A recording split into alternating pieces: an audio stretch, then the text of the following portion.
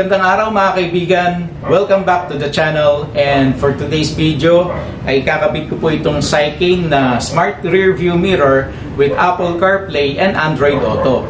Yung previous upload ko po, napakita ko yung unboxing as well as yung review para sa product na ito. Ganon din, nasabi ko roon na ikakabit ko yan dito sa aking Nissan Navara. So kung interested po kayo sa ganitong klaseng upgrade, I would suggest na panoorin nyo po yung unang video natin na yon. Kasi dun sa video na yon, napaliwanag ko po yung kanyang mga features and yung functions niya. Ganon din, napakita ko yung mga menus and kung paano siya i-connect sa ating mga cellphone. Kasi po yung video na gagawin ko ngayon ay magko-concentrate lang sa full installation and setup para sa product na ito. At kung interested din po kayo na bumili or mag-upgrade ng ganitong item, ay ilalagay ko na lang din po sa description box yung product link together with my coupon code. So wag na po natin patagalin, kabit natin to. Ito yung itsura ng ating Smart Rear View Mirror. So manipis lang siya. Tapos yung lahat ng kailangan nating ports ay located dito sa kanyang top portion.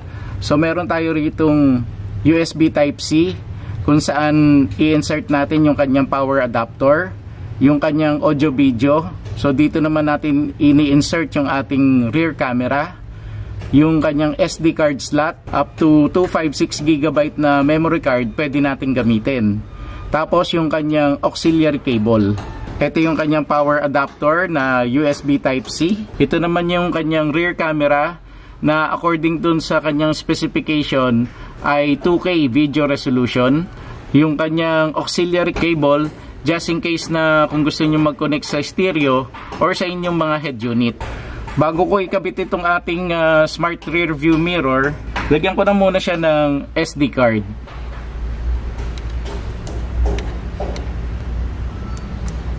Para i-install ito, kailangan nating lagyan ng rubber. So i-hook ko lang dito yan.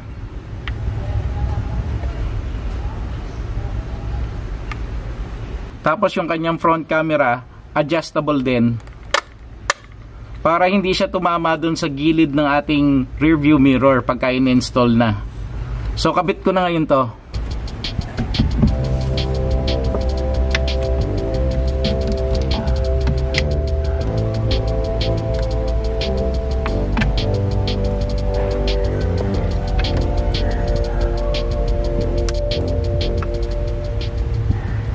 Next na gagawin ko, tatanggalin ko na tong cover para sa A-pillar, maging yung ating step seal dito sa driver side hanggang dun sa rear passenger side. Dahil ang bala ko dun sa ating cable para sa back camera ay isisingit ko dito sa gilid ng ating ceiling at paparaanin ko, igagabay ko dito sa A-pillar hanggang dun sa mga step seal hanggang makarating ako dun sa likod na salamin. At ganun din yung power adapter na USB Type-C.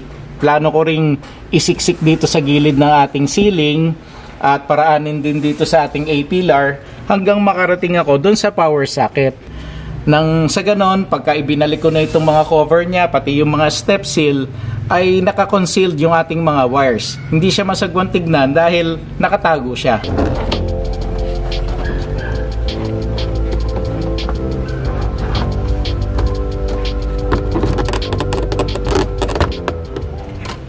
May nagtanong nga pala sa akin sa comment section kung paano daw ba tinatanggal yung mga lower panel na ito. So madali lang po yun. Hugutin nyo lang po itong rubber nya. Then dito po sa ilalim sa puller ng ating hood, meron pong 10mm na bolt. Tanggalin nyo lang yung mga bolt na yan. Tapos mahahatak nyo na itong puller na ito.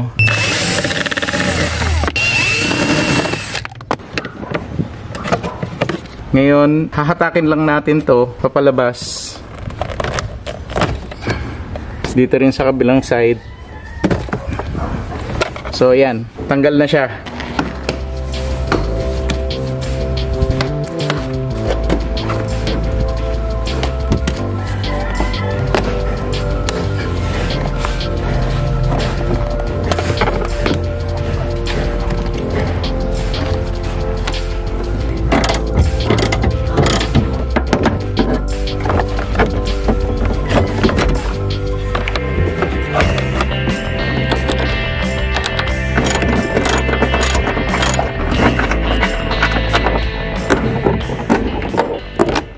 Para dito naman sa kanyang back camera, igigitna ko lang siya dito sa aking likod na bintana.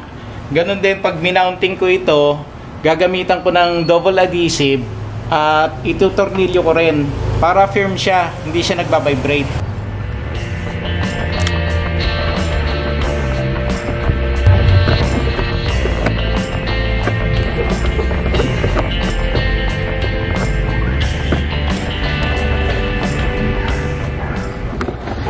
Yun namang red wire dito sa ating back camera, usually kinakabit to doon sa positive ng ating reverse light para every time na magre-reverse tayo, ma-activate yung kanyang back camera at lalabas yung kanyang parking line assist.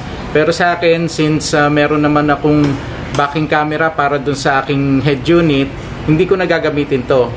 Tapos yung mga wire ng back camera ay gagapang ko na lang dito sa gilid, sa ilalim ng step sill hanggang makarating ako doon sa harap.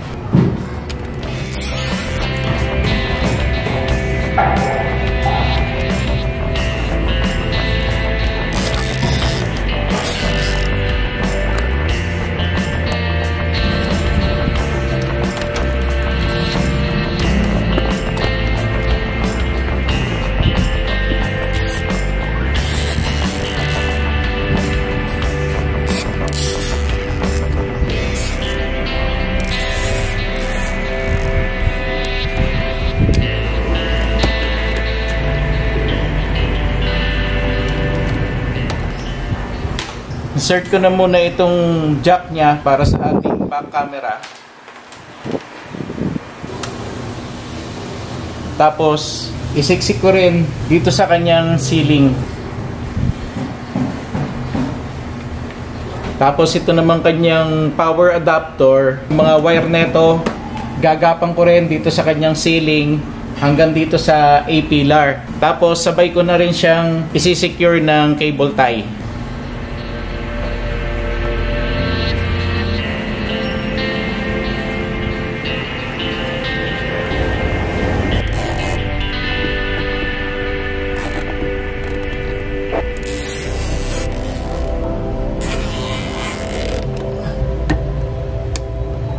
Yung wire ng power adapter natin, ginapang ko lang dyan sa baba. Tapos, sinut ko na rin siya dito sa ating power socket. Ngayon, ito namang extra wire ng aking rear camera ay i-cable tie ko na lang din dito.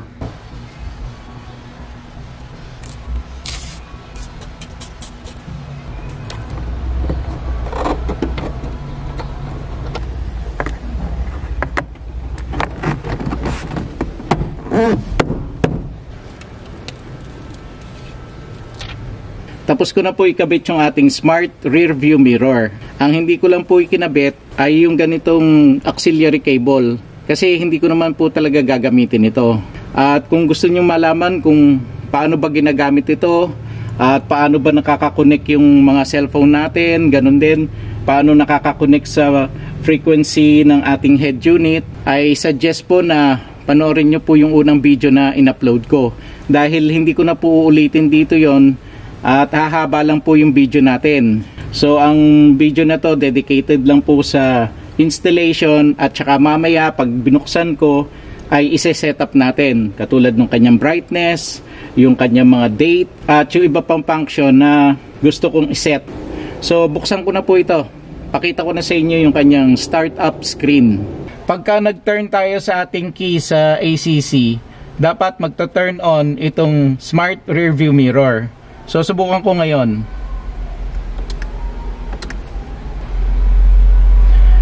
So ito rin yung kanyang startup screen. Tapos ito naman yung kanyang menu. Lahat ng yan napaliwanag ko dun sa una nating video. So i-browse na lang natin. Meron tayo rito CarPlay, Android Auto, DVR, playback at audio input. So kung yung mga cellphone nyo, iPhone, dito kayo magko-connect. Pag Android Auto, dito naman. So may mga step by step yan. Check nyo na lang again yung aking naunang video. Tapos meron ditong playback. So dito makikita natin yung mga recorded videos photos, at saka yung mga lock video. Tapos dito naman sa audio input, andyan yung para sa audio sa speaker na built-in dito sa ating smart rear view mirror. Meron ding FM frequency connection at yung auxiliary. So back to home lang tayo, check natin itong kanyang DVR. So dito na yung dash camera. Split screen, ito yung front camera, yan yung back camera. Pag nag-swipe tayo, ito yung front camera na adjustable sa angle na gusto nating makita dito sa kanyang screen. Another swipe, ito naman yung kanyang back camera. So again, adjustable din yung view para dito sa ating rear view mirror. And kung sa swipe nyo, babalik lang siya dun sa dati. Kung gusto nating bumalik ng home, touch anywhere and then press home. Ngayon, magko-concentrate lang ako dito sa kanyang settings. Unang-una, meron tayo ritong auto dimming. Pwede nating i-on or i-off yung auto dimming niya, pero para sa akin, set ko siya na naka-on lang lagi. Tapos ito namang screensaver, naka-turn off siya sa default. May maintain ko lang siya rin na naka-turn off. Pero pwede kayo mamili 10 seconds or 20 seconds. Tapos driving position. So meron tayo ritong left and right rudder. So ang mangyayari dito pagka nakakonect yung cellphone nyo, yung menu lang ng cellphone nyo, isang vertical line lang yon. Lumilipat lang siya from left to right. Meron tayo ritong split screen mode. So by default, naka full screen mode siya. Pero ako ilalagay ko siya sa split screen mode para yung half screen, yung dito sa left side ay para doon sa cellphone natin, at yung sa right side still makikita natin yung ating dash camera. So pwede nyo iset yung camera na yon sa front or sa rear. Then meron tayo ritong assistive touch. By default naka-turn on siya. So leave ko yan na naka-on. At ang isang masasabi ko rin dito sa ating unit na ito, very responsive yung kanyang screen. Kasi every time na itatouch ko, nagre-react agad siya. Kumbaga wala siyang lag. Okay, so meron tayo ritong clear connections. Kung nakakonect yung mga cellphone nyo, pwedeng i-forget dito. So, i-confirm nyo lang yan. Tapos meron tayo ritong record resolution. So, nakaset siya by default sa 720p. Ilagay ko siya sa 2.5K para mamaya pagka chinek natin yung video resolution, yung mga recorded video, makita natin kung talagang HD yung kanyang resolution. Meron tayo ritong split time. So dito naman, yung haba ng video recording. So pwede tayo mamili from 1 minute, 3 minutes, at 5 minutes. Ako, 3 minutes ko siya isa-set. Tapos microphone. So pwede nating i-turn on or i-turn off yung ating mic. So, iwanan ko lang siya naka-turn off. Rear mirror image. Pwede nyong baliktad din yung view. Kasi di ba katulad sa back camera, yung nakikita natin sa left side, yun din yung mag-a-appear dito sa screen, nasa left side. Tapos kung ano yung nakikita natin sa right side, ay makikita rin natin sa right side. So, punta lang tayo saglit dun sa back camera para ma-explain ko itong maigi. So ito yung ating back camera, at kung makikita nyo, yung ban na puti na ito nandito sa ating right side. So kung babalik tayo dun sa settings, balik tayo sa rear mirror image, tapos i-turn on natin. So balik ulit tayo sa DVR. Yung white band, nandito na siya sa left side. So para sa akin, kailangan i-turn off natin lagi yon para pagka nagda-drive tayo, yung kung ano talaga yung nasa likod, yun yung mag-a-appear dito. Hindi siya nakabaliktad.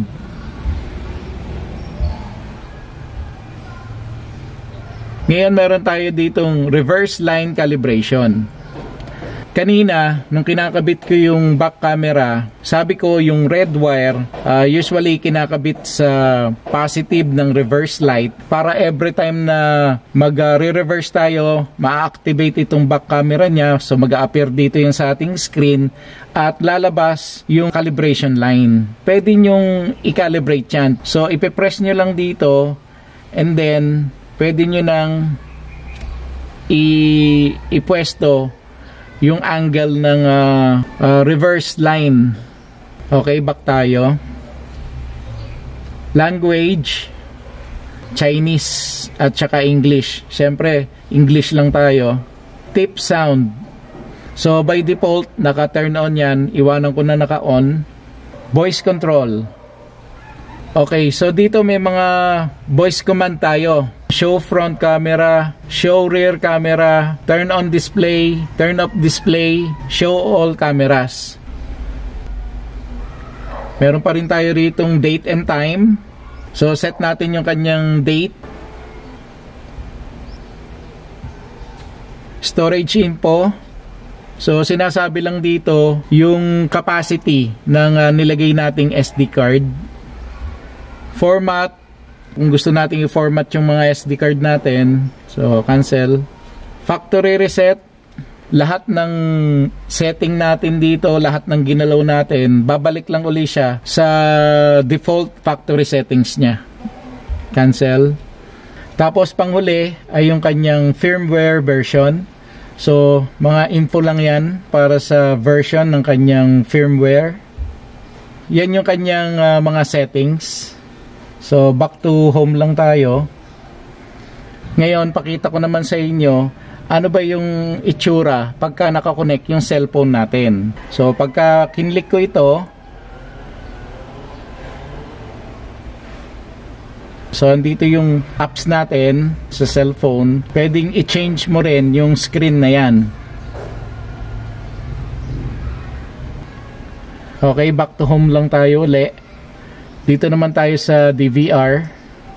Kukuha ko ng recorded video dito, both front at saka back camera sa daytime at saka sa nighttime. Tapos check natin kung talaga bang full HD yung mga video resolution nun. So check natin ngayon. Ito yung kuha niya para sa front camera. Kahit katanghali ang tapat at sikat na sikat yung kanyang araw, makikita natin na napakaganda pa rin nung kanyang video recording. At ganun din, buong buo yung kanyang details, malinaw, at masasabi ko na talagang full HD yung kanyang video resolution. Ito naman yung video recording para sa back camera.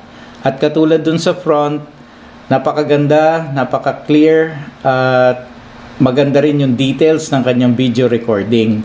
Medyo madilim nga lang, probably dahil dun sa medium tint na nakalagay sa aking likod na salamin. Pero ganun pa man, kitang-kita natin na full HD rin yung kanyang video recording. Dito naman sa kanyang front camera pagka nighttime, napansin ko na grainy yung kanyang mga kuha. So sa tingin ko hindi ganun kaganda yung camera nito sa low light situations. Pero as you can see, napakaganda pa rin ng kanyang mga video recordings at masasabi natin talaga na full HD yung kanyang resolution. Dito naman sa back camera pagka nighttime, medyo madilim siya, probably because doon nga sa medium tint na nakalagay sa aking likod na salamin. Pero pagka naman nadaan tayo dun sa well-lighted na mga lugar, ay makikita natin na napakaganda rin ng kanyang video recording. Malinaw din siyang tignan.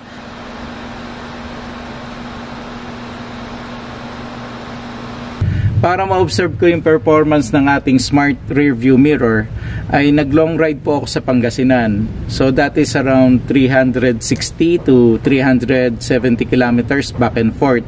So I have a lot of time getting to know our product.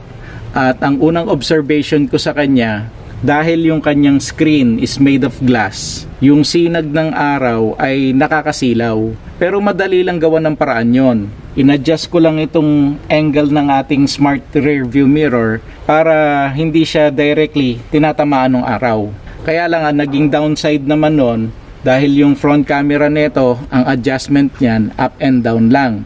Ngayon kung gusto niyo i-adjust yung left and right, dito na kayo sa mismong rear view mirror mag-a-adjust ng left and right position. Ang nangyari doon, hindi ko nakuha yung pagkapantay nung kanyang front camera. Medyo tilted siya ng konti. Hindi siya naka-align. Pero katulad naman doon sa nakita nyo sa review natin sa kanyang mga camera, medyo misaligned lang siya ng konti pero buo yung kanyang kuha. Tapos ang isa ko pa rin napansin dito, dahil nga kinunik ko yung aking cellphone, so dito ko gumamit ng Waze. Usually kasi yung Waze dito ko yung kinukunik sa aking head unit. Ang nakita ko lang difference nila, syempre malaki yung screen ko rito. Dito maliit lang, pero you just need some time to get used to it Kasi ako, halfway ng aming ride, nakapag-adjust na ako Nung una, nahihirapan ako sa kanya, medyo naduduling ako. Nung halfway nung ride namin, adjusted na yung mata ko Nasanay na ako. Tapos yung built-in speaker lang din itong ginamit ko. So hindi na ako nag-connect sa FM frequency or sa auxiliary cable.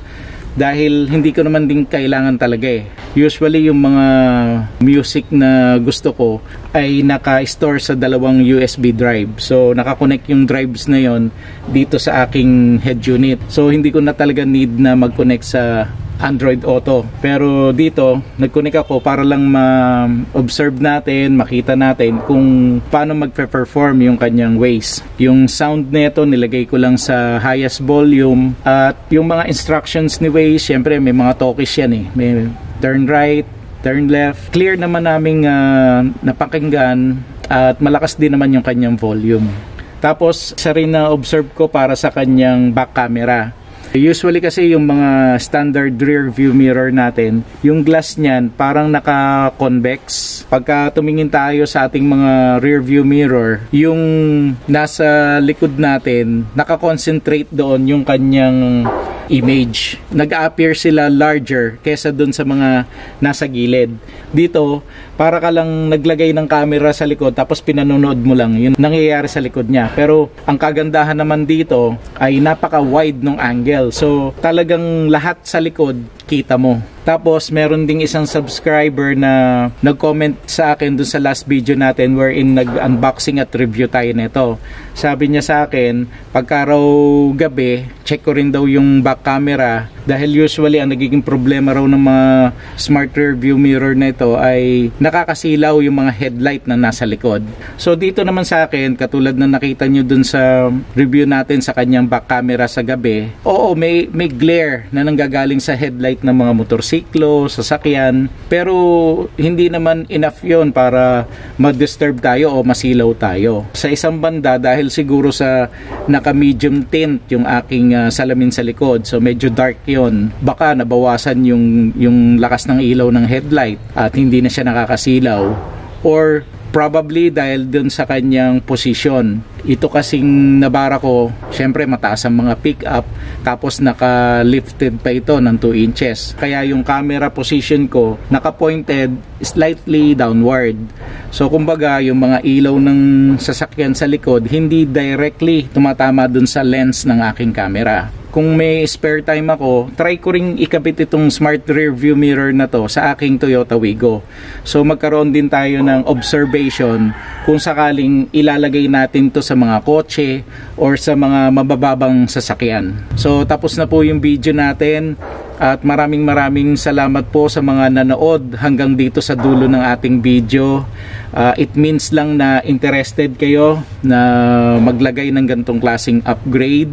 So again, yung pong product link nito ay ilalagay ko sa description box together with my promo code. Please like and share this video, and if you haven't subscribed yet, please do subscribe and click nyo po yung notification bell para lagi po kayong updated every time na mag-upload po ako ng bagong video.